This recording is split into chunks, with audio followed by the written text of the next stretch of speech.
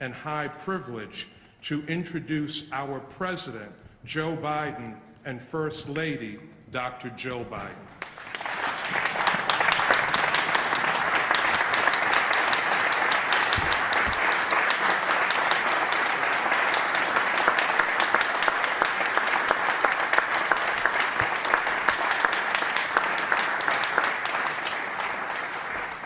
Before I begin, Jill would like to say a few words. I just wanted to say thank you to the families for opening up your hearts to us and for letting us be with you today. So God bless you, and thank you for allowing us to be with you.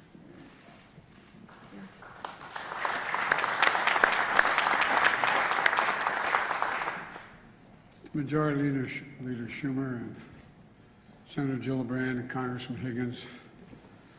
And Gov, thank you for taking my call when I called. And I'll never forget what she said. I said, I'd like to maybe come up if it's okay. She said, this is a big Scranton. Come. And I think you're doing a heck of a job. Thank you. Thank you for your heart as well as your head. And Mayor Brown, you've been wonderful. Thank you. And I know this is a lot of, when a vice presidential or presidential ship shows up, there's all kinds of paraphernalia and people, and I know it's not easy. I want to thank your law enforcement officers for not just what they did in this crisis, but for accommodating us, and all the elected officials and law enforcement officers, first responders, and faith leaders that are here today.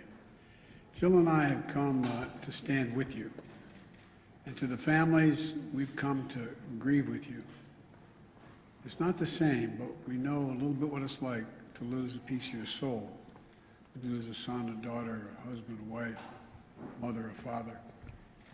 The feeling of having that, as I said to some of you when we talked privately, you feel like there's a black hole in your chest you're being sucked into, and you're suffocating, unable to breathe. That's what it felt like, at least to us, and I'm sure some version of that feels that way to you.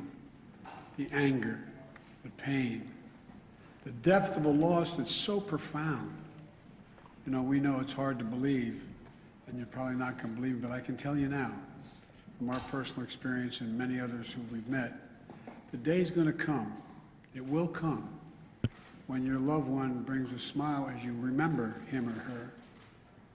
As you remember her, it's going to bring a smile to your lip before it brings a tear to your eye.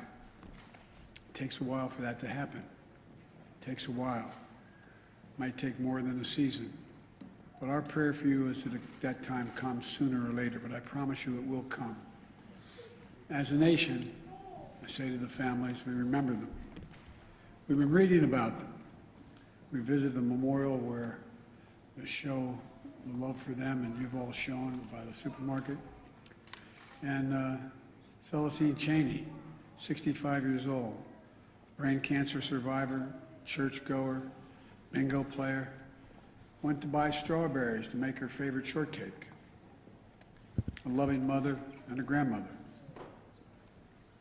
Roberta Drury, 32, beloved daughter and sister, moved back home to help take care of her brother after his bone marrow transplant. She went to buy groceries for dinner. The center of attention, who made everyone in the room laugh and smile when she walked in. Andre McNeil, 53, worked at a restaurant, went to buy his 3-year-old son a birthday cake.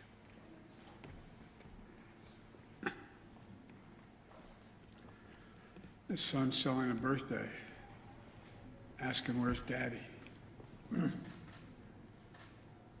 Catherine Massey, 72, a writer and an advocate, who dressed up in costumes at schools and cut the grass in the park and helped in local elections, the glue of the family and the community. Marcus Morrison, 52, school bus aide, went to buy snacks for a weekly movie night with the family, survived by his wife and 3 children and a stepdaughter, the center of their world. Hayward Patterson, 67, father, church deacon, fed the homeless at the soup kitchen, gave rides at the grocery store to neighbors who needed help, putting food in the trunk of others when he took his final breath. Aaron Solder, 55, retired Buffalo police officer for 3 decades. 3 decades. Loved electric cars. Hero who gave his life to save others on a Saturday afternoon. And had that man not been wearing that vest that he purchased, bulletproof vest, a lot of lives would have been saved. A beloved father and husband. Geraldine Talley, 62, expert banker and known for her warm, gentle personality. Friend to everybody, devoted mother and grandmother. Ruth Whitfield, 88, beloved wife, mother, grandmother, great-grandmother, sang in the church choir, a caretaker of her husband, bringing him clean clothes, cutting his hair, holding his hand every day she visited him in the nursing home. Heart as big as her head. Pearl Young, 77, a mother, grandmother, missionary of God, public school teacher, who also ran the local food pantry. Loved singing, dancing, and her family. And all 3 are injured. Zaire Goodman, 20, shot in the neck, but fighting through it. Jennifer Warrington, 50, Christopher Braden, 55, both treated with injuries on a long road to recovery. Individual lives of love, service, and community. It speaks to the bigger story of who we are as Americans. A great nation, because we're good people. Jill and I bring you this message from deep in our nation's soul. In America, evil will not win, I promise you. Hate will not prevail. And white supremacy will not have the last word. For the evil did come to Buffalo. It's come to all too many places. Manifesting gunmen who massacred innocent people in the name of hateful and perverse ideology, rooted in fear and racism. It's taken so much. 10 lives cut short in a grocery store. 3 other wounded by a hate-filled individual who had driven 200 miles from Binghamton in that range to carry out a murderous, racist rampage that he would live stream to the world. What happened here is simple and straightforward. Terrorism. Terrorism. Domestic terrorism. Violence inflicted in the service of hate and the vicious thirst for power that defines one group of people being inherently inferior to any other group. A hate that through the media and politics, the internet, has radicalized, angry, alienated, lost, and isolated individuals into falsely believing that they will be replaced, that's the word, replaced, by the other, by people who don't look like them, and who are therefore in a perverse ideology that they possess and being fed lesser beings. I and all of you reject the lie. I call on all Americans to reject the lie. And I condemn those who spread the lie for power, political gain, and for profit. That's what it is.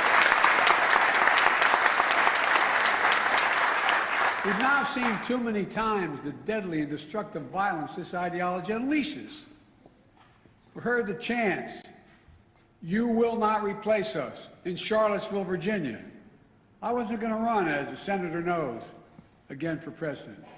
When I saw those people coming out of the woods of the fields in Virginia, in Charlottesville, carrying torches, shouting, "You will not replace us," accompanied by white supremacists and carrying Nazi banners,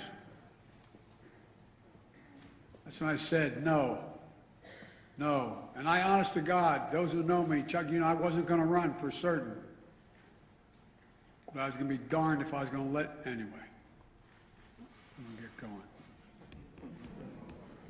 Look, we've seen the mass shootings in Charleston, South Carolina, El Paso, Texas, and Pittsburgh, last year in Atlanta, this week in Dallas, Texas, and now in Buffalo, New York. White supremacy is a poison. It's a poison running through, it really is. Running through our body politic. And it's been allowed to fester and grow right in front of our eyes. No more. I mean, no more. We need to say as clearly and forcefully as we can that the ideology of white supremacy has no place in America. None.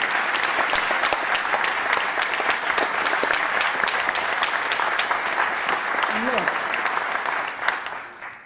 failure for us to not say that, failure in saying that, is going to be complicity. Silence is complicity. It's complicity. We cannot remain silent. Our nation's strength has always come from the idea. It's going to sound corny, but think about it. What's the idea of our nation? We're all children of God. All life, liberty, our universal goods, gifts of God. We didn't get it from a government. We got it from because we exist.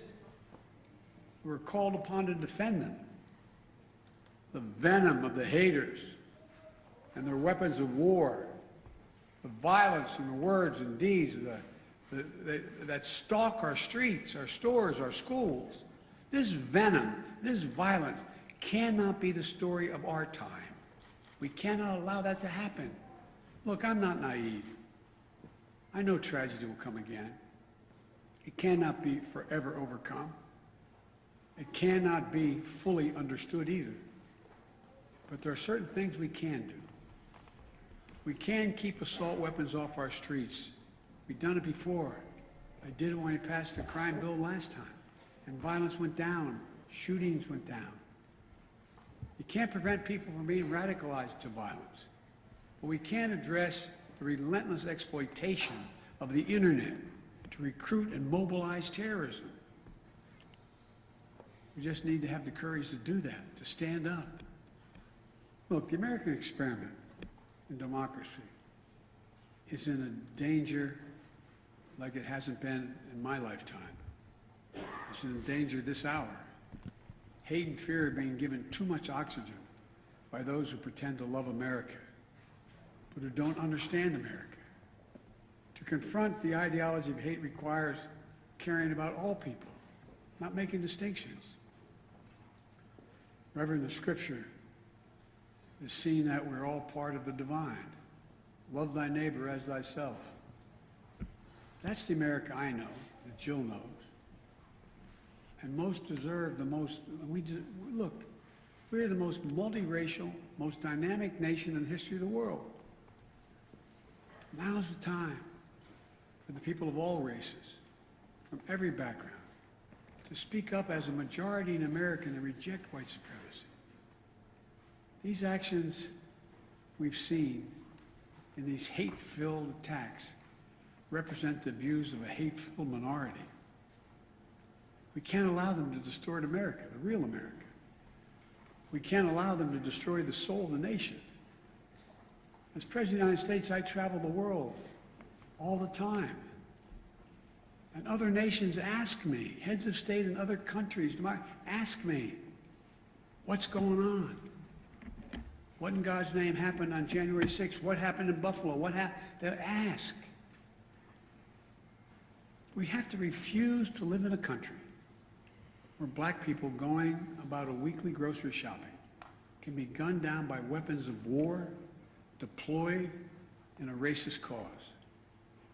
We have to refuse to live in a country where fear and lies are packaged for power and for profit. We must all enlist in this great cause of America. This is work that requires all of us, presidents, politicians, commentators, citizens. None of us can stay in the sidelines. We have to resolve that here in Buffalo, that from the tragedy, this tragedy will come hope and light and life. It has to. and that on our watch, the sacred cause of America will never bow, never break, never bend. And the American we love, the one we love, will endure. So to the families, from your pain, may we find purpose to live life worthy of the loved ones you lost.